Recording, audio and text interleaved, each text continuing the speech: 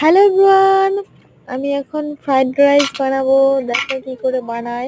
আর আমি জানি না, নতুন প্রথমবার বানাচ্ছি, টেস্ট করছি। তো আরেকদিন বানাবো, তখন ভালো করে দেখাবো ভিডিওটা।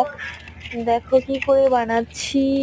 এগুলি কাজু আর কিশমিশটা ভিজিয়ে রেখেছিলাম, তারপরে ভেজে নিয়েছি। আর চিকেন রান্না করছি, চিকেন আর ফ্রাইড রাইস রান্না করলাম। একটু নুন দিচ্ছি, কাজু কি ওটা, কাজু আর কি কিশমিশ, নুন, চিনি, ঘি দিয়ে ভালো করে মেখে নেবো এখন।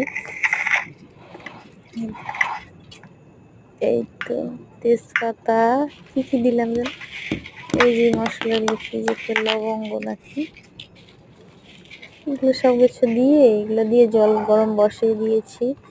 একটুখানি বানাবো তো টেস্ট করছি কেমন। তবে তেল গরম হয়ে গেছে, সেই তেলের মধ্যে মাখানো চালটা ভিজিয়ে রেখেছিলাম, সেই চালটা দিলাম তেলের মধ্যে। তারপর এটাকে ভালো করে ভেজে নেবো, ভালো করে ভেজে নেব। তারপরে হচ্ছে গরম জলটা বসিয়েছি, এখানে দারচিনি দিয়েছিলাম, সেই জলটা ঢেলে দিলাম। দেওয়ার পরে ফুটবে ভালো করে, একটু নেড়ে টেড়ে দিব, ফুটবে ভালো করে। তারপর জলটা একটু গ্যাস আঁচটা কমায় দেবো।